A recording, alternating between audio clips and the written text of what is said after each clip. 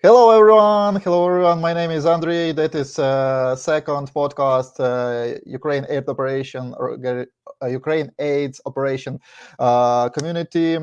And today we have a very interesting guest. I will not introduce him. He will introduce himself. So please introduce you, my friend. Hi, hello everyone. So I am a ex-British Forces soldier who came to Ukraine back in November 2022, and have been here for the majority of the time since then, operating in primarily AO. Okay, thank you for your support. Thank you for your activities. Can you tell me, please, what was your motivation to join the Ukraine struggle? Yeah, so obviously I was British Forces when the war started back in 2022. I had the sort of the impression or the idea that the British military would sort of end up with boots on the ground in the war. Um, Obviously, as time progressed, there I sort of started to realise that that wasn't going to happen anytime soon, and that sort of didn't sit right with me. Didn't sit very well with me. My brother, who came out here, who was also ex forces, was already out here from the start of the war, and that kind of just led me to sort of come and see what it's like. I think most Westerners will say the same, that the main sort of reason that people come out here is, a lot of people like fighting, um, and I could probably say the same for myself. But once you get here, I think once you meet the Ukrainian people, see what the Russians are doing, it definitely makes it feel a lot more personal, Yeah. and I think you end up, especially myself, I have a very deep love for the country now. I do think of Ukraine as my second home, and that's the reason I've stayed. Just because of what I've seen here, and what the Ukrainian people are going through. Okay. Yeah. Thank you for your support, and thank you that you helped us. But you mentioned that you came to Ukraine November 2022. How long have you been to Ukraine? So I arrived in November 2022, and immediately started operating in Bakhmut before the city fell. And I remained here until September 2023, where I then went home to sort of see family. I remained in Ukraine for the duration of that 10 months and spent the vast majority of it fighting, which is quite a long time to stay away from your family for. And I've just recently returned now after a few other issues that we'll go into Mhm. a bit later on. But yeah, 10 months was that initial stint. Cool. Too many. Uh, but how that situation evolved in your experience? I mean, from the first days that I arrived here, and you'll speak to guys especially that arrived here at the start of the war, and they'll tell you how much it's evolved, between February to November 2022. But especially in this last year, we've entered a part of the war that sees a lot more technology being utilized. Um, I know that when we fought in Bakhmut back in November and over the winter of 2022 into the beginning of 2023, um, fighting against Wagner and some other specialist Russian units, there was a severe lack of thermal optics, of night vision, of IR devices across both sides, and the war resembled a very sort of 1960s, very and like Soviet bloc style war, Yep.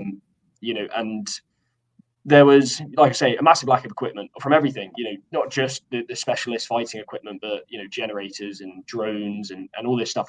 That was there was drones in the war, obviously then, but they were not as prevalent as they are now. Okay. Um, and I've seen, just returning now after 6 months, even from when I left back in September, that the amount of footage and reports we're getting off the front line about drones, they've now sort of gone up that next step of using thermal cameras on their FPV drones, and that's a whole new it's not new to Western military. We were always trained, this is how you avoid detection from thermal. But when you have that amount of drones in the air, all with thermal capability, it becomes almost impossible to effectively shield yourself and still be able to operate. And of course, there's also, the evolving sort of tactics that we're seeing. The Russians are very much sticking firm on their tactic of encircling, towns and cities one by one. But we are now seeing a turn in the Ukrainian tactics, and they're sort of learning, well, we're learning how to try and counteract that, slowly but surely. And of course, the other, I guess, not evolving, but what stayed the same throughout, and what I don't think that we'll ever really be able to find a way to combat is that the Russians just don't necessarily care about the deaths on their side. They will just throw bodies at the problem until that problem is solved. And of course, the side that does care about their troops and does want to minimize any casualties is going to be the side that struggles more in war. So it's something that's very familiar to me. But obviously now we're seeing it on a larger scale, especially in like the Avdiivka direction, that and Chasiv Yar as well. Two very prevalent areas of the war at the moment. Yep. But according to that lack of equipment and in the beginning and nowadays too much drones on the battlefield, what impressed you about the Ukraine defense, like Ukraine made their defense? I mean, being British Army, and anyone who was British Army previously will tell you the same thing, that we pride ourselves on the ability to make do without, all the kit and equipment and the best you've got. You just make do. That's something that's ingrained in you from when you first joined the army. And the one thing that really stood out to me is the Ukrainians have that exact same mentality. They don't require all of this kit and equipment. They will still go and fight if they don't have, necessarily the right equipment for that fight. They will find ways around it. You look at the ingenuity that's come out of Ukraine from, in the drone and the FPV unmanned side of this war. It's tenfold to what has been developed up until this point from much better funded sources across the world. You've got Ukrainian computer engineers and designers now teaching like the likes of the American military how to build drones and how to be effective on the battlefield with unmanned aerial weapons, which is no one saw that coming. One of the great the Americans are probably the strongest in military force on the planet right now, and they're now being taught how to effectively fight this new version of war that we're seeing in Ukraine by the Ukrainian military. So massive hats off to the Ukrainians that are involved with anything that sort of had any ingenuity to it in this war, even down to I'll tell you one story about which blew my mind. Vehicles out here, massive issue. There's not enough vehicles to go around. And I was in Bakhmut just after the city fell, driving on the northern road into Bakhmut. You basically take a right at Slovyansk as you're coming out of Kramatorsk, and you head down. It's a straight-ish road to Bakhmut. And we're driving along, and there's this BMW E-Series, like E46 saloon, parked on the side of the road with 3 rails welded to the back of it. And on those rails sat 3 Grad rockets. And this guy had just basically brought his personal car from Kyiv down to the front, welded some rockets onto it, and he would drive that vehicle, towards the front, fire off 3 rockets, drive back. And, there's an argument of, okay, how effective is that? I don't think it really matters. They had the rockets, they didn't have enough launchers. He's turned around and gone, hey, I've got a car, I can weld some rails to that. And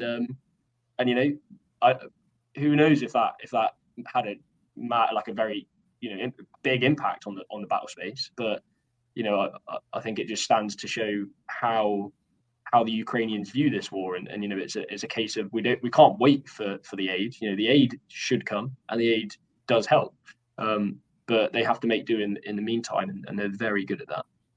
Yeah. Everyone knows about that stories when civilian people stopped the tanks and tracks, because all the people want to live in their independent country. So that's why, yeah. But what about you? What are the daily struggles you're dealing with each day?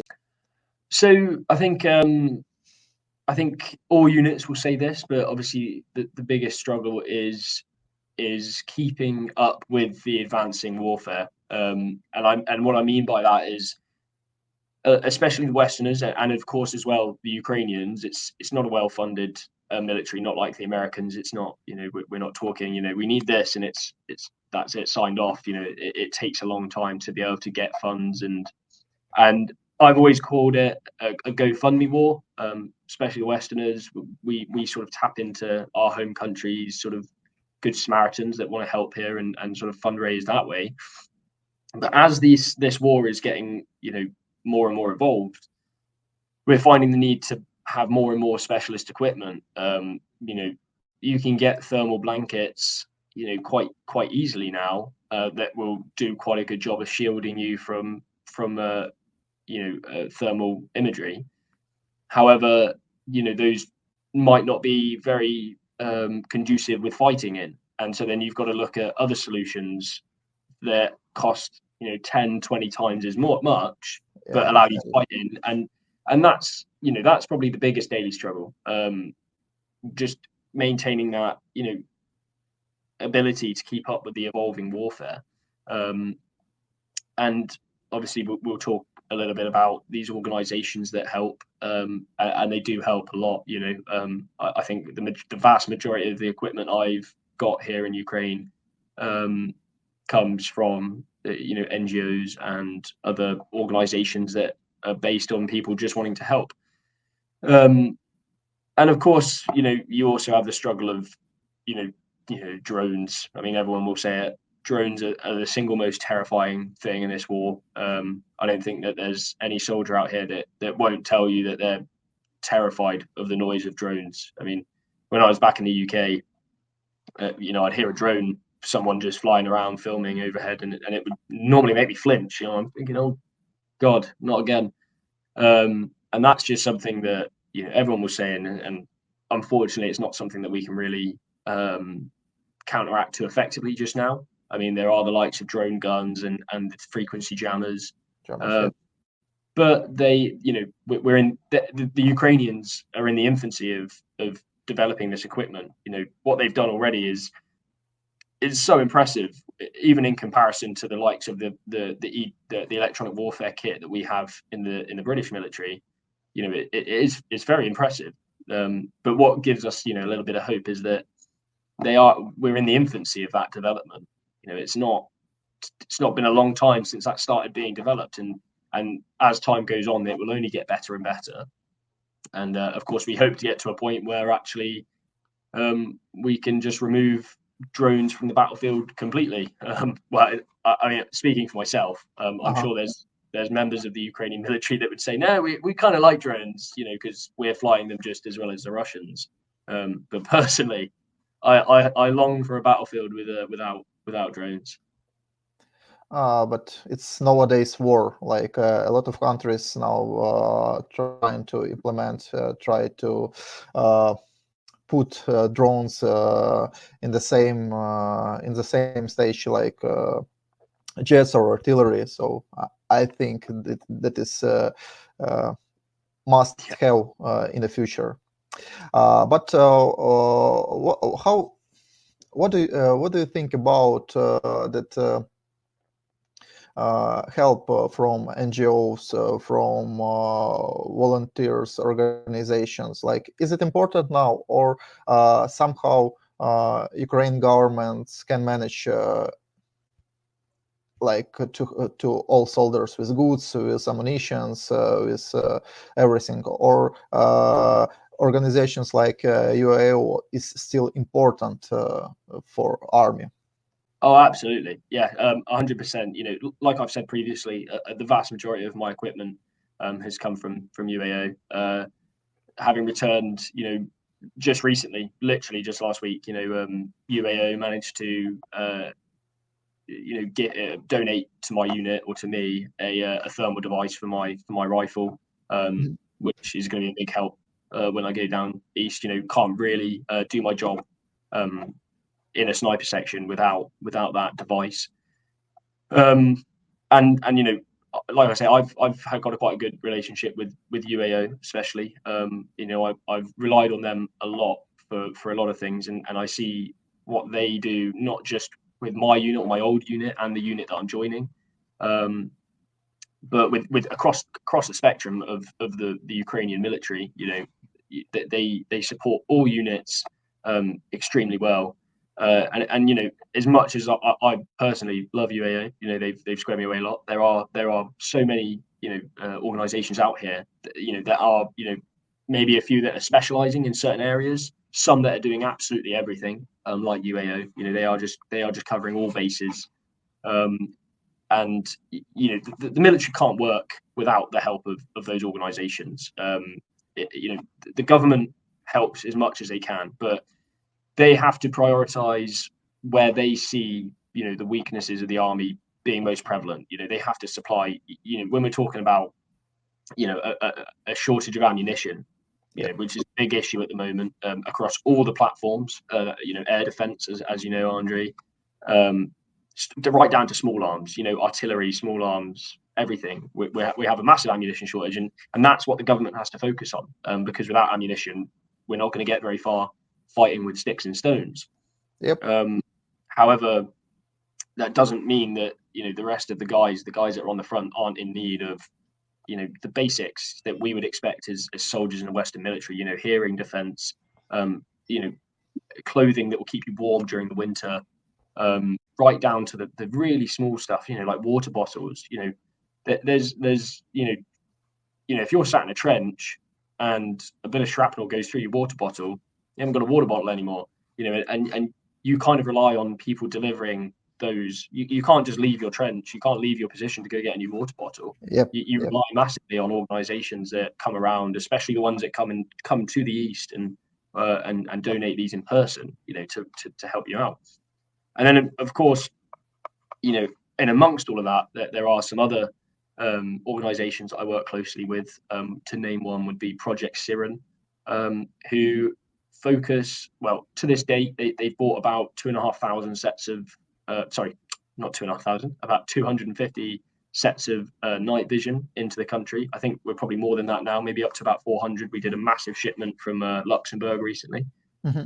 And, that's run by an American guy and a Ukrainian guy who set this up at the start of the war, and they've put their whole effort into supplying night vision to troops across the armed forces here in Ukraine, which, as we know, is a huge issue on the front. You can't fight, especially in the winter when you only get about 4 or 5 hours of daylight. Night vision is an absolute necessity. So organisations like that as well, that very, very particularly specialised in an area, but are still absolutely important, very important, in the fight here. But yeah, I mean, the work that is done by the civilians across the world, by those that donate, it's just it obviously means a lot to us, the soldiers, Western or Ukrainian, to know that there are people out there that aren't in Ukraine that do understand the struggle and understand the importance of winning this war. But yeah, you just can't pay lip service to the importance that the NGOs and the charities here do, right down to the guys that you've got charities that are out here providing casualty evacuation. These are civilians, unarmed, that will drive right up to your forward line at own troops and pick up a casualty and take them to a hospital, which is just incredible. To go to those places where you're going to be targeted by Russian forces, Yep. just because that it's the right thing to do, and absolutely incredible what these guys do out here. Yep. I want to just add that a lot of my friends are very thankful for that organizations, and it's unimaginable opportunity for us, and unimaginable support. Very, very cool. Thank you everyone who see us, who listen to us. Thank you so much. And the last question, the last but not least question is, how do you think, what army is the most prepared in Europe to that kind of war like in Ukraine? Yeah, it's an interesting one. I guess this is a good time to talk about my last 6 months as well. I can sort of tie this into where I'm going. But effectively, I returned back to England in September 23. And when I'd left the British Army, I had 2 weeks left until my contract was over. And through some sort of, maybe miscommunication or, whatever the army says, I shouldn't go too much into it because it's kind of irrelevant now. But it basically meant that I was posted AWOL instead of being discharged. I had my paperwork, I'd handed in my ID, everything was done. And instead I was posted AWOL, which is absent without leave. So on my return, I was arrested at the airport from my return from Ukraine. They initially tried to prosecute me for a thing called foreign enlistment, because technically it is illegal for any British citizen, any civilian or military, to serve in a foreign military. It's not a law that's been enforced in a very long time, and I wasn't prosecuted for it because of that. But then I was prosecuted for desertion and then AWOL and ended up spending a month in military prison before returning here. But in that 6 months that I was waiting in the UK, I obviously returned to my old unit in the British Army, where I sort of integrated back into the squadron, and I had to maintain a sort of, no, I've never been to Ukraine, I don't know what you're talking about. But during my time there, I had a really good insight into what has changed in the British Army in the last, since the war started, since I'd left 10 months earlier. And there is a huge focus there now on preparing for war in Eastern Europe against a conventional enemy. Everything that we did in the British Army up until this point in the last 20 years has been training for, what we call the GWAR, the global war on terror in Afghanistan, Iraq, the Middle East. And there's been a massive, change from that. They've shifted hugely away from operating out of FOBs and hard cover and against an enemy that you don't necessarily know who it is. And now there's a huge training focus on operating out of trenches, at harbour areas, in wood lines, and fighting it against a solid line of enemies rather than an insurgency. And on top of that, you've also now got a huge focus on initiatives. People that you've got, anyone in the army can come up with an initiative. Say you've got a brand new private has an idea about a new drone. That the army is now enabling those individuals to go away, get that idea made, and sort of trial that as a potential asset that the British Army could use. That all being said, I personally don't think that the British Army is prepared for, currently for a war in Ukraine, and I don't think that they would fare particularly well. Even British Army, yep. No, I think that there's certain elements that would fare very well. So, for instance, the armoured elements of the British Army, especially the tank squadrons and our infantry fighting vehicle battalions, the armoured infantry, I think they would do quite well here. I think they've trained for this. Armoured vehicles like that weren't necessarily used to a huge extent in Afghanistan and Iraq, and so their training has always kind of been centered around tank on tank warfare and armoured vehicle on armoured vehicle. So they're quite well prepared. But when it comes down to the sort of logistics, engineering side, med chain, for instance, we live in a war now where the Russians are actively targeting with ballistic missiles hospitals and casualty evacuation points and stabilization points. So it's not like we could, the British Army could roll in here and set up a field hospital 30 kilometers from the front, because as soon as they do that, the Russians would destroy it. And I think that that's not being really focused on. I think that's something that, when it comes to like logistics hubs, as the British Army, we like to have logistics quite close. Whereas out here, it's kind of impossible. The human intelligence side of things, the observations that are made and informed to the Russians, give away all those sort of things, and so kind of your whole the whole way that the army works has to be reimagined and rethought. That being said, I did spend, during my time in the army, I spent about 2 years of my career. No, sorry, about a year of my career in Estonia. Cool. Part of the NATO's enhanced forward presence, and there we worked a lot with, obviously, the Estonians. Not only them, the Lithuanians, the Latvians. We had a Danish squadron with us. And I will say that I think the way that the Baltic states train, and I can't speak for Poland, but I think probably very similar in Poland, is very conducive to this sort of warfare. And despite their lack of funding and mainly conscripted armies, I would say that the Baltic states are probably best primed for a war in Europe. And I think that's pretty goes without saying, that this is a sort of war that they've been expecting for a very long time. Yep. But I think it would take a lot of people by surprise how well those in the Baltic states would do in Ukraine, because it's sort of as the military superpowers of Britain and the USA and what have you, they kind of pay a bit of lip service to the smaller militaries across Europe. But I personally think the way they're trained and the way that they go about their business is extremely good, and would fare very well in Ukraine.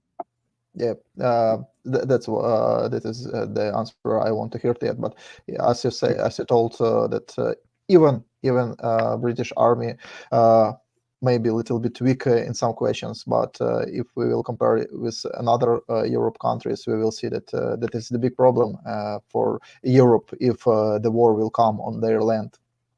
Yeah. So I'm so glad that we can call today. Thank you for your interview. No, it's an absolute pleasure, and just happy to try and get the message out there. That we're still here, still fighting. I know that the Western media has sort of dipped off on its coverage of Ukraine, but it's still here. The war is still going, and we still need support. Yep, for sure. And thank you for your support, for your individual support, for your country support. And one more time, thank you for all volunteers that connected to UAO organization. Thank you, everyone. Absolutely. Thank you very much. Be careful, please. Take care of you. And hopefully we will meet you soon. Yeah, I look forward to it, Andrii. It'll be a pleasure. Okay, thank you. Thank you very much. Slava Ukraini. Героям слава.